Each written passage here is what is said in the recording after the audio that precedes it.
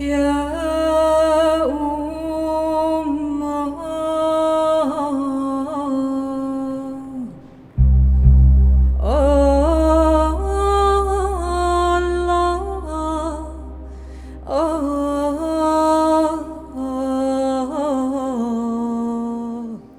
Für mich ist der Museumsbesuch wie eine Zeitreise, ein Ort in einem anderen Ort.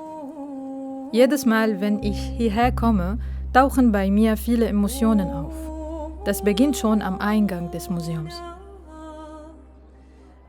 Ich erinnere mich an meinen Schulweg, als wir mit dem Bus durch die alte Stadtmauer von Damaskus mit ihren 7 Toren gefahren sind. Auf dem Weg zur Schule kamen wir an schönen alten Häusern vorbei, an Kirchen, Moscheen, sehr kleinen Gassen, und klar hörte man die Gebete des Muezzins sowie die Glocken der armenischen, katholischen und protestantischen Kirchen.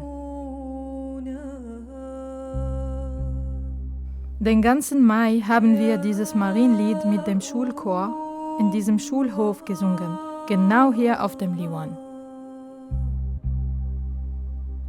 Immer wenn ich an der Damaskusnische vorbeigehe, sehe ich diesen Hof, spüre das Parfum von Zitronenblüten und höre die Nachbarn, die Glocken und die Gebete.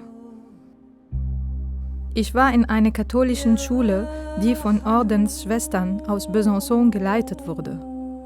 Als Nichtchristen dürfte ich damals nicht für Maria singen, aber ich hatte behauptet, dass meine Eltern mich getauft hätten. Danach ließen mich die Ordensschwester singen, jeden Mai. Die Architektur meiner Schule ist im ottomanischen Stil gebaut, wie diese Nische. Sie stammt aus einer jüdischen Wohnung. Gegenüber dem Schulhof gibt es eine Kirche. Für mich war das immer ein besonderer Ort, vor allem wenn man aus dem lauten und heißen Innenhof in die kühle und spirituelle Ruhe der Kirchenarchitektur eintaucht. Seit 2015 bin ich bei Multaka tätig. In meinen Führungen will ich eine Öffnung des Museumstempels für eine neue Zielgruppe schaffen. Für Menschen, die genau wie die Objekte selbst eine Wanderung hinter sich haben. Durch Gespräche, die während den Führungen stattfinden, entsteht plötzlich ein neuer Kontext zu den Ausstellungsobjekten, losgelöst von den Erklärungen an der Wand.